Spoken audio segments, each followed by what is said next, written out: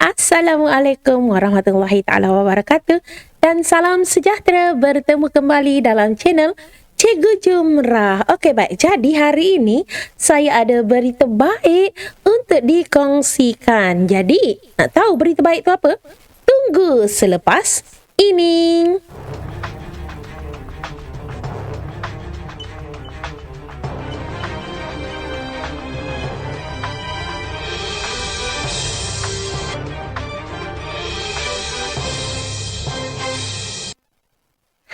Bertemu kembali. Okey, baik. Jadi sebelum itu, seperti yang saya katakan tadi dan seperti yang semua para penonton melihat pada tajuk video ini, terima kasih kerana berkongsi ataupun kerana ketik video ini. Baik, sebelum saya nak meneruskan, jangan lupa like, komen, share dan juga subscribe channel Cikgu Jumrah.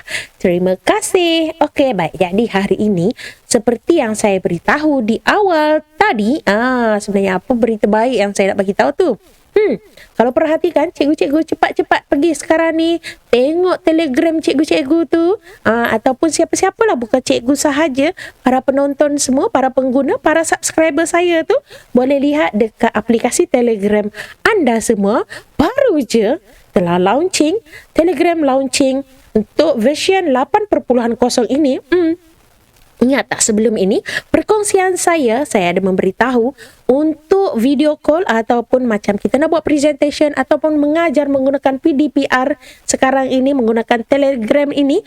Kalau sebelum ini hanya 30 orang boleh melihat presentation kita, lepas tu dia upgrade kepada 1000. Betul? Tapi untuk version 8.0 ini dia telah upgrade lagi kepada unlimited. Gitu sampai tersangkut-sangkut tangan saya. Unlimited dah guys. Unlimited maknanya berapa banyak pun, siapa-siapa pun boleh tengok kita punya presentation lah engkau.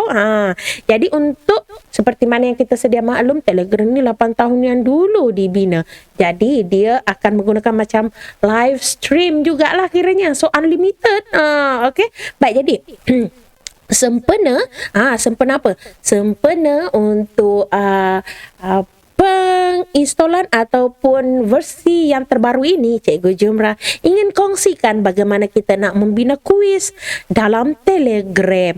Jom kita lihat bagaimana mencipta atau membina kuis. Baik, jadi cikgu-cikgu boleh lihat pada paparan di belakang saya ini. Itu dia. Okey, baik.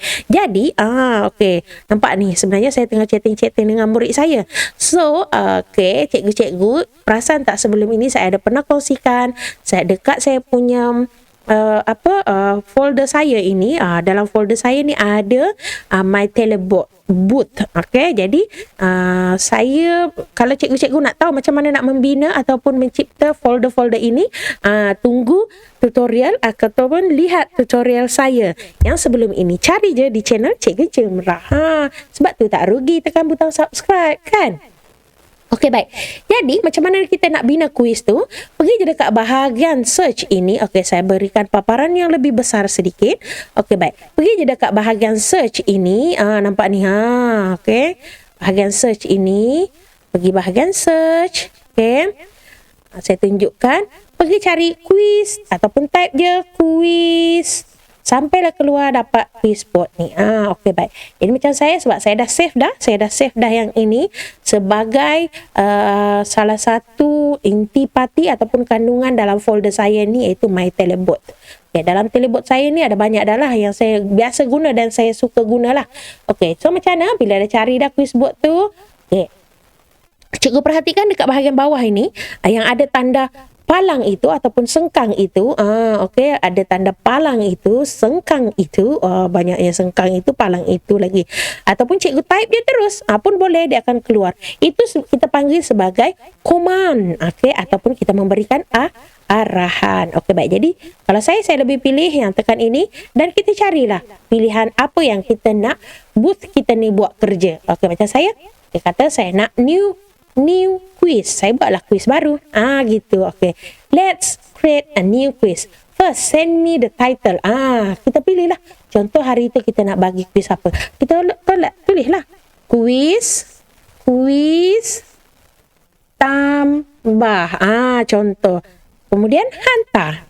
Okay. Good. Okay. Jadi sekarang ni dia nak minta pula kita buat description untuk quiz kita tu. Okay, contohlah kita buat untuk standard kandungan atau standard pembelajaran pun boleh. Tapi kalau tak mau, abaikan, boleh terus tekan skip. Okay. Dan seterusnya, maka bermulalah soalan kita. Jadi kita binalah soalan. Tekan je create question ini. Okay, jadi kita bina pun soalan. Contohnya, 1 tambah, tambah 2 misalnya kan. 1 tambah 2 sama dengan berapa? Misalnya, jadi kita buat pilihan jawapan. 1 tambah 2 berapa? Mula-mula. Okey, kita boleh buat 3. Lepas tu, 4. Kita boleh buat pilihan jawapan sebanyak sampai 10 pilihan jawapan. Tapi kalau nak buat 3 pun boleh, 2 pun boleh. Sekurang-kurangnya 2 lah. Okey, kemudian kita tanda di sini mana satu jawapan. Ini macam saya ni, saya tanda ini ada 3 jawapan dia lah. Jadi lepas tu setting, bahagian setting ini pula, kita nak buat quiz. So kita jadikan dia sebenarnya quiz mode. Jadi kita antikkan anonymous voting ni. Ini kalau macam kita nak mengundi boleh lah. Kan? Mengundi murid-murid dia boleh pilih banyak jawapan lah. Kan? Tapi untuk kita quiz tak payah. Okay. Kemudian kita create. Okay. Bina. Dah selesai. Soalan seterusnya lagi. Kita nak buat lagi kan? Okay. Kita create lagi. Soalan. Contoh. 2 tambah 2. Berapa? Contoh kan? Okay. Kemudian kita berikan jawapan. Contoh lain 8, 7, 4 misalnya kan. Kita bagi jawapan. Dan ini pun kita antik. Seterusnya kita create. Dan seterusnya. Buat lagi sampailah kita puas hati. 3 tambah 3 sama dengan berapa? Salah. Bukan di sini ya. Kalau cikgu tersalah pun boleh. Tak apa. Cikgu padam di situ. Create ni sini. Saya kadang-kadang keliru juga. Saya pun tulis kat situ. Okay, kita buat pilihan. Okay. 7, 6, 5 misalnya. Kita pilih jawapan. Dan macam biasa, create.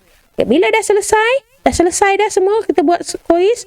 Kita tekan done. Okay, dah selesai. Dia akan keluarkan macam ni pula. Please set a time limit for question. Untuk soalan tu kita nak berapa minit murid jawab. Okey, contohnya kita nak bagi dia 10 saat je, 5 saat je. Boleh. Kita letaklah 10 saat je. Okey, baik. Sekarang ni shuffle ni dia minta pula. Shuffle ni maknanya setiap murid tu dapat soalan yang sama ke tak? Okey. Kalau kita tak nak, boleh kita tak payah letak shuffle. Macam saya tak nak, tak payah. So dah ada dah. So ini nanti, quiz ini nanti kita akan share. Okay, so mari kita cuba kepada murid kita. Kita cuba, kita panggil murid kita. Kita pergi dekat kelas. Saya cari murid saya, mana tim jelas ni. Okay, jadi saya buat calling. Okay, ataupun kita lihat, terus kita hantar. Dari situ pun kita boleh hantar terus. Soalan tu kita terus hantar kepada share quiz in group. Tekan yang tu je. Share quiz in group. Kita carilah grup kelas kita. Contoh tadi saya tim jelas tadi kan. Tim jelas tu. Okey.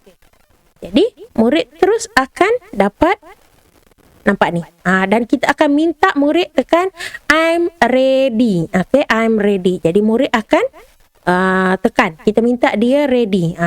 Kita boleh nampak sini. Yang ready hanya seorang. Okay, bersedia murid-murid, kita boleh tulis. Okay, murid-murid boleh tekan. Okay, tekan untuk tekan I'm ready. Untuk bermain. Alright. Okay, dah ada dah tu, dah start dah pun. Dah start dah, 2 orang tengah ready, tengah bermain. Okay, baik. Jadi murid saya ni sebab dia dah tahu dah. Nampak? Okay, kita boleh nampak mereka sedang menjawab. Okay. Nampak tak? 3 saat, 2 saat, terus habis dah. Okay. Dan kita boleh nampak berapa orang yang betul. Okay, di sini. Menarik kan? Hmm, ada juga yang salah. Jadi di akhirnya habis je soalan kita, dia akan keluar yang ini. Congratulations. Okay. So yang ini adalah pemenang. Kita boleh nampak dah siapa yang nombor 1, nombor 2, nombor 3 dan seterusnya. Sebab dia akan tengok siapa yang terpantas.